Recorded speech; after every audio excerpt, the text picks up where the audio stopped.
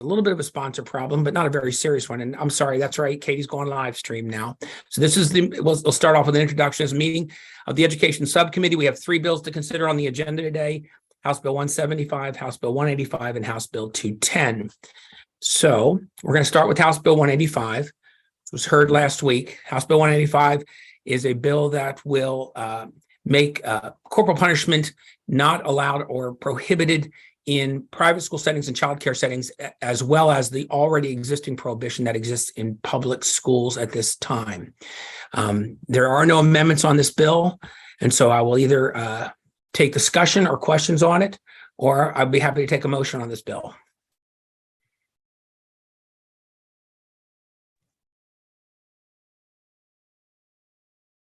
Can unmute. I'm sorry. Mr. Chairman, I move that we move forward with this bill. Yeah, I have a motion for the committee to move favorable. Do I have a second? Second. Properly seconded. Thank you very much. Is there any discussion? Chris, okay, we usually just talk. You put your hand up. I'm going to think you have something to say, Delegate Fair, so we'll keep an eye on you there. But is there any further discussion on the bill at this point? Delegate Wu.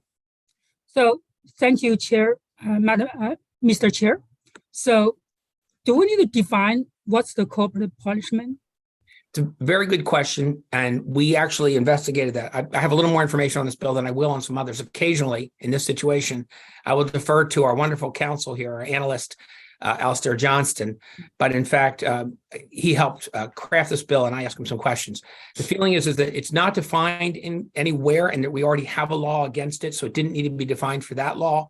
And it doesn't here as well. It has a relatively clear understanding in the vernacular in our society. So trying to define it would have actually put us down a bit of a rabbit hole here. And we feel like it's pretty clear that you can't strike. It really involves striking or physically impacting students. Alistair, is that pretty accurate?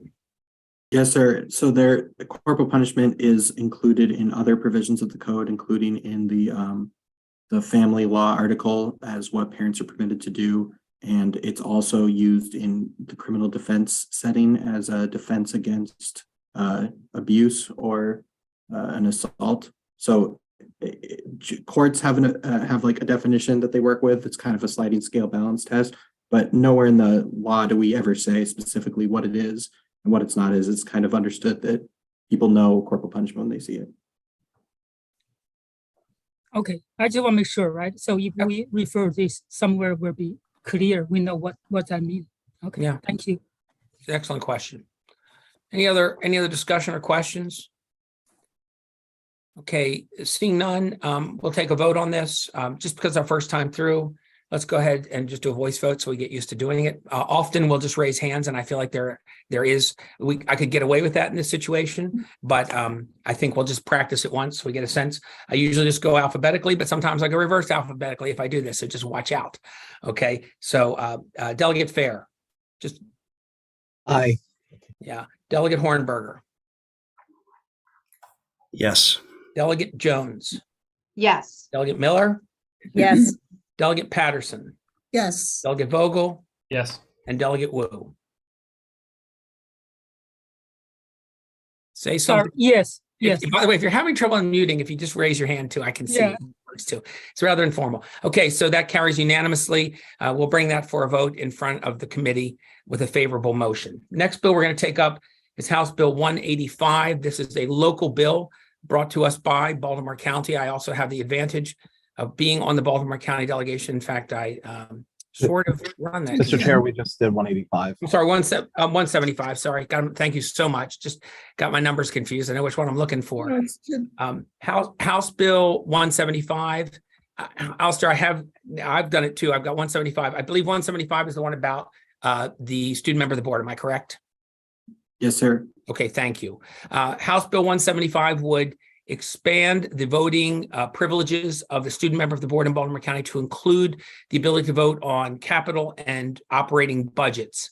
We did pass this bill last year. We passed it with amendments, and the bill came through without the amendments.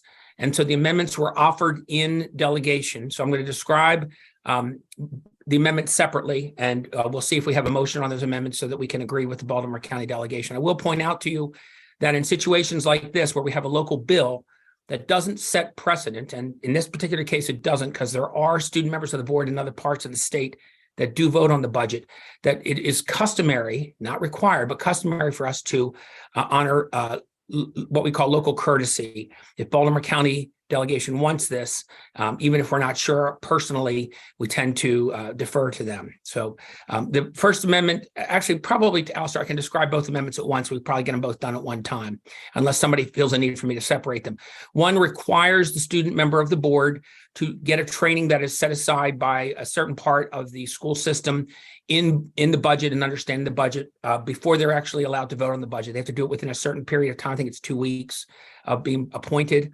And they have to take this training so that they would be qualified. And then Baltimore County started having some fun, and we put an amendment on also that said that the other members of the board would be encouraged to take a training at the beginning of their first term, so that they would also get a sense of the budget. We thought everybody needs to know about the budget, and it's a lot to understand. I mean, the budget in Baltimore County is over $2 billion, so it's something that's worth understanding. So I first taking up the amendments. Do I have a motion or discussion on the amendments, not on the bill itself, not on the concept of the bill itself, but on the amendments? Move the amendments. Thank you, Delegate Jones. Do I have a second? Second. Okay, on the amendments, is there any discussion? Okay, now we'll do it the easy way. All in favor of the amendments, say aye or raise your hands on screen so I can see them.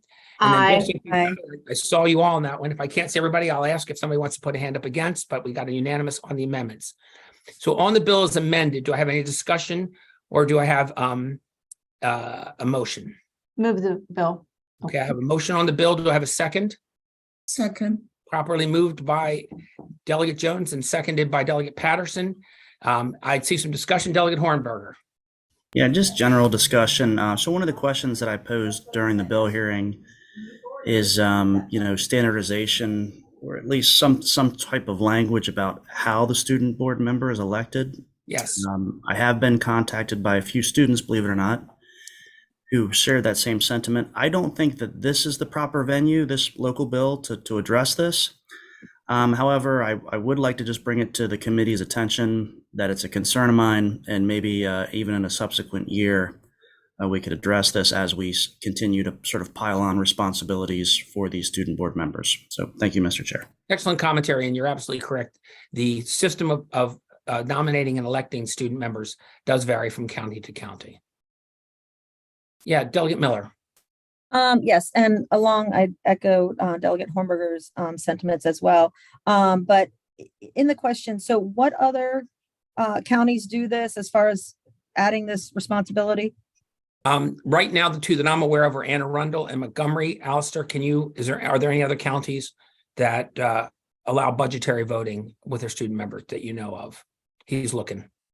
I think that Montgomery County does. We have a bill from Baltimore City that was also passed last year, but vetoed by the governor, which would have allowed that. And the delegation has reported that favorably.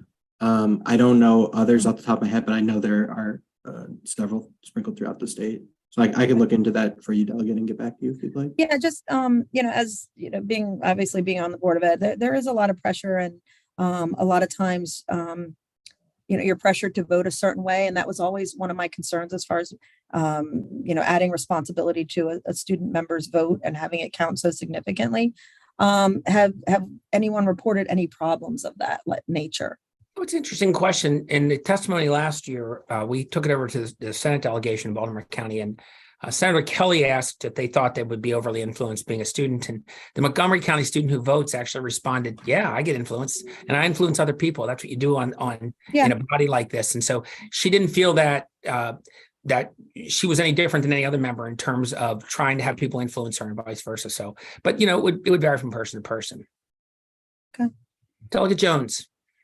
Thank you, Chairman. I have a question for clarification. I apologize if it's in the bottom of my notebook here, but is this a delegation bill, correct? It is a delegation bill. And and this has been passed out of the Baltimore City delegation, and we have a letter from the delegation as well? County, yes, it has been passed by the I Baltimore meant to say City county, delegation. excuse me. Yeah, I just want to make sure that we were accurate. That's all. I knew you knew what you meant. I just want to make sure everybody else did. So we have a letter from the county in agreement on this, correct? Yes, yes. Thank County you. delegation has taken up and moved favorable on it. Yes, with the amendments. All right, so I have a motion and a second. I hear, let's go ahead and do, a roll call vote on this. I sense there might be some resistance, so let's go ahead and do it. We'll still start from the top again this time. Motion is favorable. Delegate Fair, Yes. Delegate Hornberger, Yes. Delegate Jones, Yes. Delegate Miller, Yes. Delegate Local courtesy. Patterson. Patterson, yes. Thank you. Delegate Vogel, Yes. Delegate Wu. Yes. So my worst fears were not realized. Thank you very much. We've moved favorable on that with amendments. We will bring that before the full committee. Last bill is House Bill 210, also a Baltimore County delegation bill. We've been working really hard there. This bill cures a problem. This was pretty straightforward. The problem is that Baltimore County has a hybrid board, and the hybrid members that are appointed along with the elected members in a gubernatorial election year. And the Constitution states that a governor who has either not won or not participated in the primary may not make appointments between that primary or after the primary anymore, because they're not going to be there. And so we ran into a problem in Baltimore County. We didn't anticipate it when we passed the law about 6 years ago, that the new members from this year could not be appointed by Governor Hogan, and they now are to be appointed by Governor Moore, which I will tell you, they haven't been appointed yet because there's nothing in our law that says if we miss the date when they get appointed. This would cure that by simply having the appointed members go through the appointment process in the presidential election years. And therefore, there would be no problem with the governor, because the governor would be the governor and not involved in an election. It will mean that the current members that get appointed will only serve for 2 years. But then after that, appointed members, like regular members, will go forward for 4 years. And even members of the board like it because it staggers the specter of having 11 new members or 12 new members on the board is less likely in that situation. So that's a full explanation. I don't know that I need to go in that much detail with you, but I love the bill. So do I have a motion on the bill? I move. Thank you, Delegate Wu. I have a move, and I have a proper second from Delegate Jones. I'm going to do some by just a voice vote or hands vote. All in favor of the favorable motion that says no amendments on this bill, please raise your hands. All right, I see all hands on deck. Excellent. So that's unanimous, and we will carry that bill forward to committee for consideration. That's the end of our meeting today. Unless anybody has anything for the good of the order, I would be happy to adjourn. All right, I see a thumbs up from Hornberger, and that's all I ever need. We are adjourned. Thank you all very much. Good meeting.